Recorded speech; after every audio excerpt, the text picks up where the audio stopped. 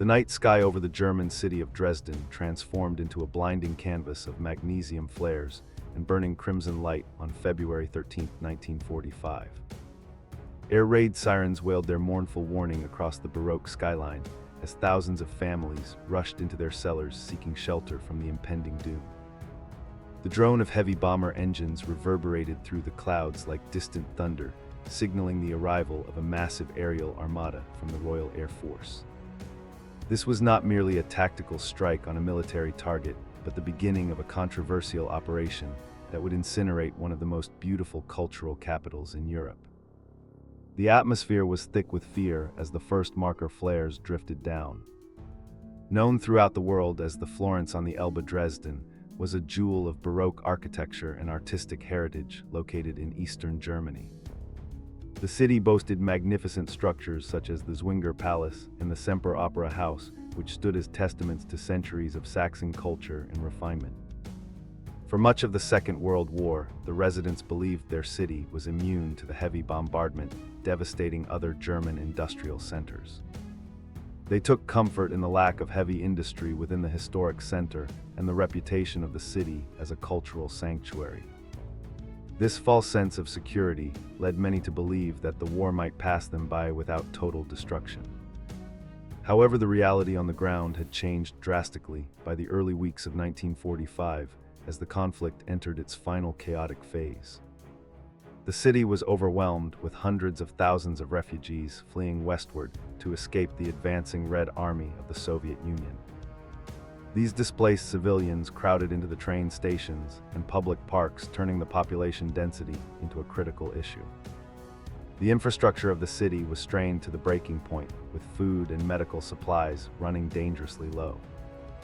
This influx of humanity meant that any large-scale attack on the city center would inevitably result in a catastrophic loss of civilian life, regardless of the intended military targets. The stakes were incredibly high as the Allied leaders met at the Yalta Conference to discuss the final strategy to defeat Nazi Germany. The Soviet Union requested that their Western allies disrupt the transportation lines in eastern Germany to prevent the Wehrmacht from moving reinforcements to the Eastern Front.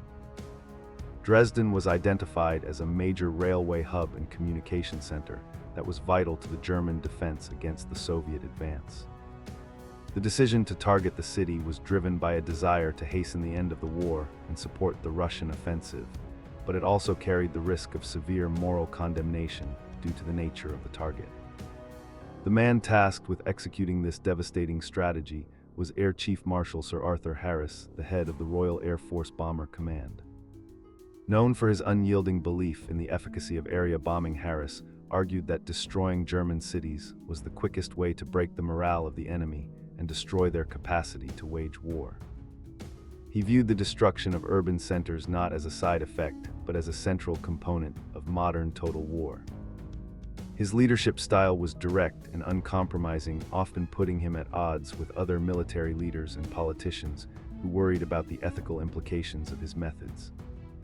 The operation was codenamed Thunderclap, and it was designed to deliver a knockout blow to the German spirit through overwhelming force. The plan called for a double strike by the Royal Air Force at night, followed by a daylight raid by the United States Army Air Forces. This coordination was intended to maximize destruction and disrupt any recovery efforts by the German emergency services. The strategy relied on precise timing and the use of specific munitions designed to penetrate buildings and ignite uncontrollable fires. The objective was to create a firestorm that would consume everything in its path, leaving nothing but ash and rubble in its wake. As the sun set on that fateful Tuesday evening, the Pathfinder planes of the Royal Air Force arrived over the city to mark the aiming points. These skilled crews dropped flares known as Christmas trees, which glowed with an eerie green and red light to guide the main bomber force. The target indicators fell accurately over the sports stadium and the densely populated city center, ensuring that the following waves of bombers would drop their payloads with terrifying precision. The citizens of Dresden, looking up from the streets, saw these lights not as festive decorations, but as the harbingers of their own annihilation. The first wave of heavy Lancaster bombers arrived shortly after the markers were placed, releasing their deadly cargo over the sleeping city. They dropped high-capacity explosive bombs known as blockbusters, which were designed to blow the roofs and windows off buildings. This initial bombardment was calculated to expose the wooden interiors of the structures and create a perfect environment for the incendiary bombs that would follow. The shockwaves from the explosions shattered glass for miles and collapsed entire apartment blocks, trapping residents in their basements. The noise was deafening, a cacophony of destruction that drowned out the screams of the terrified population. Following the high explosives came the rain of incendiaries, which were small stick-like bombs that ignited upon impact. Thousands of these devices fell through the shattered roofs and landed in the exposed living rooms and attics of the historic buildings. Within minutes, countless small fires merged into larger blazes, creating a sea of flame that engulfed the medieval streets. The timber-framed houses of the old town, dry from age, provided the perfect fuel for the spreading inferno. The firefighters of Dresden were helpless against the magnitude of the conflagration as water mains burst and the streets became impassable due to rubble. The intense heat generated by the thousands of individual fires began to suck oxygen from the surrounding air, creating a vacuum effect. This phenomenon is known as a firestorm, a terrifying weather event created by man, where the fire creates its own wind system. Hurricane-force winds rushed into the center of the city to feed the flames, dragging people and debris into the heart of the inferno. The temperature at the center of the firestorm rose to over 1,000 degrees Celsius, melting glass and steel and turning the asphalt of the streets into a sticky liquid trap. The physics of the firestorm meant that even those who found shelter in underground bunkers were not safe from the devastation. The fire consumed the oxygen in the cellars, causing many victims to suffocate before the flames ever reached them. Others were baked alive by the intense heat radiating through the walls of their shelters. The air pressure changes caused by the firestorm were so severe that they could rupture lungs and pull people out of buildings. It was a scene of apocalyptic horror that defied the comprehension of those who witnessed it. 3 hours after the first attack, a second wave of bombers arrived over the burning city to deliver the final blow. This timing was a deliberate tactic designed to catch the firefighters and rescue workers out in the open as they attempted to quell the flames.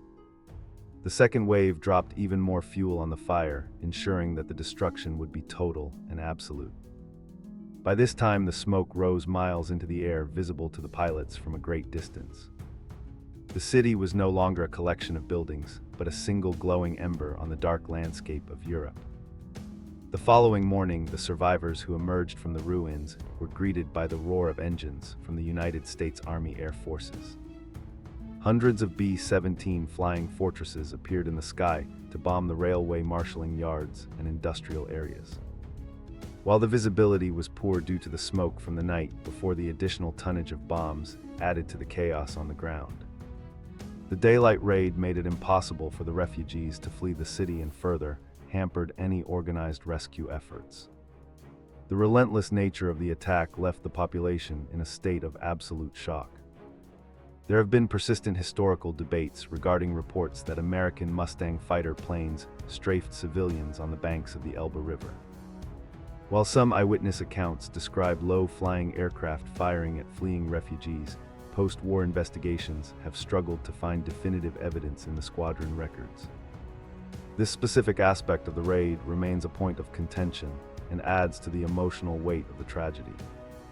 Regardless of the strafing debate, the chaos on the riverbanks was undeniable, as thousands tried to escape the heat and smoke by crowding near the water. Among those trapped in the city was the Jewish philologist and diarist Victor Klemperer, who had survived years of Nazi persecution. He tore the yellow star from his coat in the confusion and managed to escape the city with his wife, joining the stream of refugees. For Klemperer and the few remaining Jews in Dresden, the bombing was a paradoxical event that destroyed their city, but likely saved their lives from scheduled deportation. His diaries provide one of the most vivid and detailed accounts of the night, describing the wind, the fire, and the absolute disintegration of social order. The destruction of the Frauenkirche, or Church of Our Lady, became the defining symbol of the catastrophic raid. The magnificent sandstone dome, which had dominated the skyline for 2 centuries, withstood the initial bombing but succumbed to the intense heat. On the morning of February 15th, the pillars glowed red hot and finally gave way, causing the massive stone bell to collapse into a pile of rubble. The fall of the church was a crushing blow to the morale of the survivors, who saw it as the death of the soul of Dresden. The Grosser Garten, a large park in the center of the city, became a desperate refuge for those fleeing the firestorm. However, even the park offered little protection as the trees caught fire and the smoke choked the air. Many families became separated in the darkness and confusion, leading to heartbreaking scenes of parents searching for children amidst the carnage. The open spaces of the park were littered with the belongings of refugees who had dropped everything to run for their lives. It was a landscape of despair where the boundaries between civilization and chaos had completely dissolved. As the fires finally burned themselves out, the silence that descended on Dresden was heavy with death and ash. The city center was a moonscape of hollowed-out shells and mountains of debris that blocked every major road. The once vibrant colors of the Baroque facades were replaced by the uniform gray of soot and destruction. Survivors wandered through the unrecognizable streets in a daze, unable to comprehend the scale of the loss. The sweet smell of decay began to permeate the air as the recovery teams started their grim work. The Nazi propaganda machine led by Joseph Goebbels immediately seized upon the tragedy to rally the German people against the Allies. They inflated the death toll estimates, dramatically claiming that over 200,000 civilians had been murdered in a terror attack. This manipulation of the numbers was intended to portray the Allies as war criminals and stiffen the German resolve to fight to the bitter end. The propaganda broadcast the images of the ruined city to the world, framing Dresden as a victim of senseless brutality. The true death toll of the Dresden bombing has been a subject of intense investigation and revision for decades.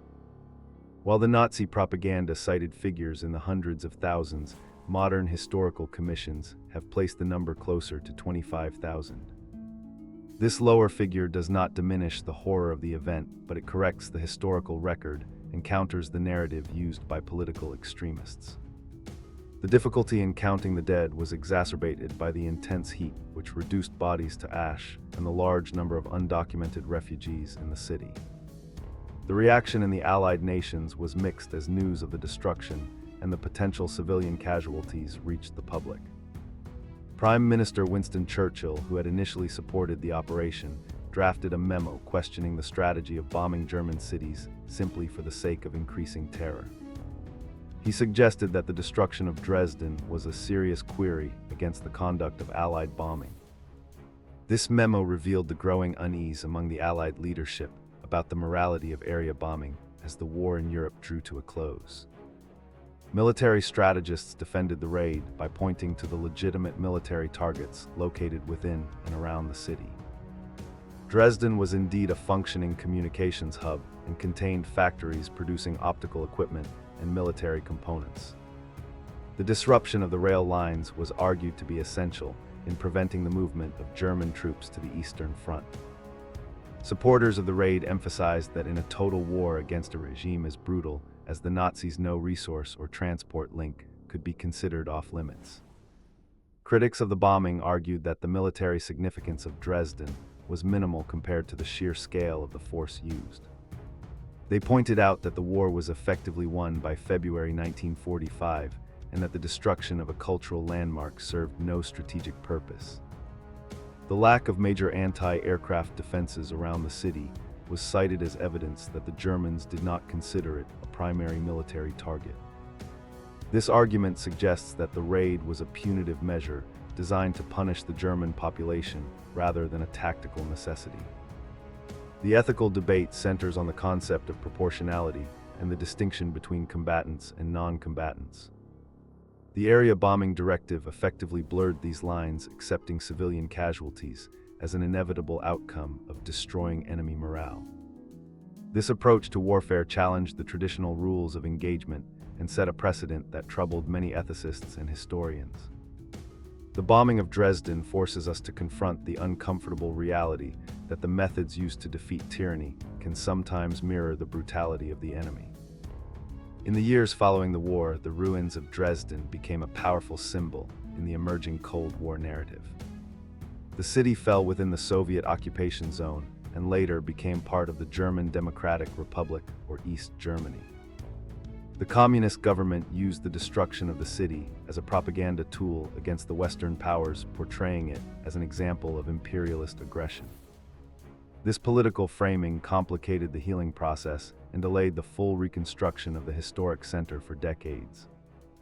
The American author Kurt Vonnegut, who survived the bombing as a prisoner of war, immortalized the event in his novel Slaughterhouse-Five. His satirical and anti-war narrative brought the horror of Dresden to a global audience and influenced the perception of the raid for generations. Vonnegut described the aftermath as looking like the surface of the moon, emphasizing the utter senselessness of the destruction. His work ensured that the bombing would remain a central topic in discussions about the absurdity and tragedy of war. Reconstruction of the city began slowly, with priority given to housing and essential infrastructure rather than historic landmarks. However, the people of Dresden never lost their desire to restore the former glory of their home. The Zwinger Palace and the Semper Opera House were eventually rebuilt with meticulous attention to detail, returning some of the Baroque splendor to the skyline. These projects were massive undertakings that required skilled craftsmen to recreate the ornate stone carvings and architectural features.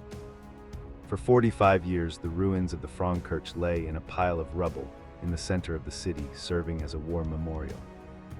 The blackened stones were left untouched as a reminder of the destruction and a warning against fascism and war.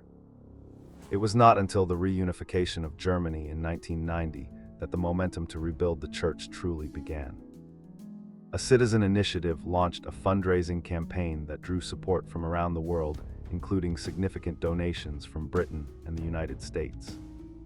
The reconstruction of the Frauenkirche was an archaeological marvel that combined modern technology with traditional building methods.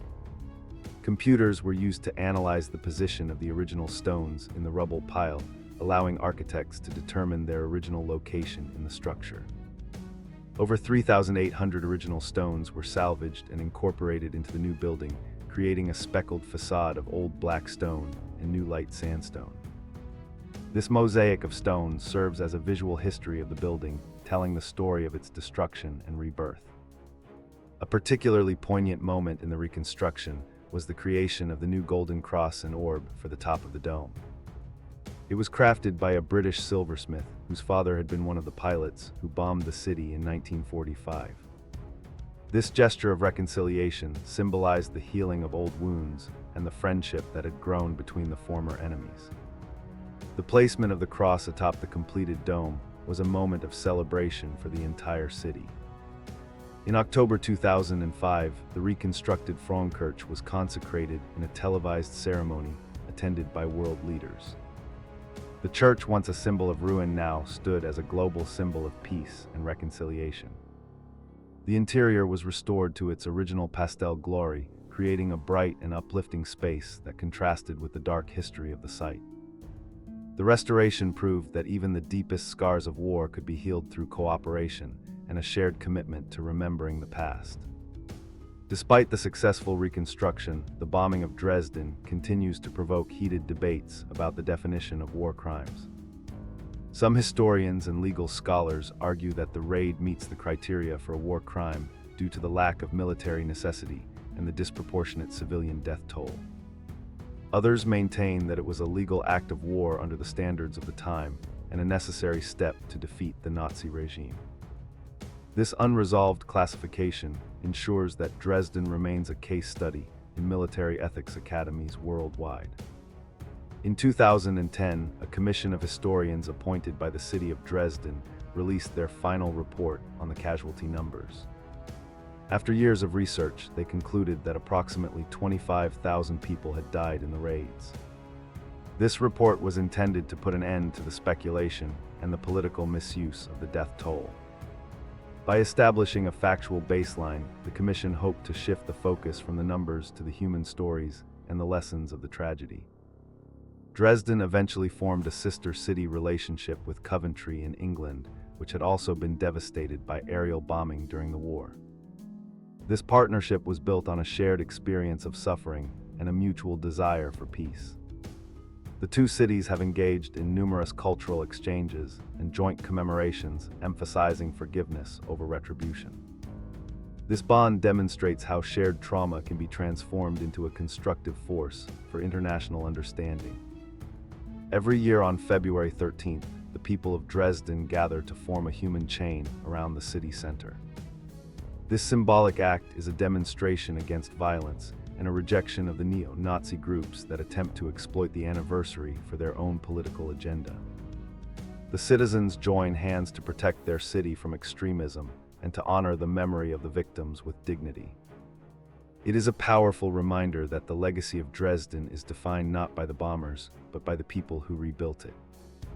The bells of the churches in Dresden ring out across the valley of the Elbe, echoing the sounds that were silenced on that terrible night. They toll for the thousands of lives cut short, for the refugees who never found safety, and for the beauty that was lost to the flames. But they also ring for the resilience of the human spirit and the hope that such a tragedy will never be repeated. The story of Dresden is a somber warning from history, a whisper of time that demands we remember the cost of total war.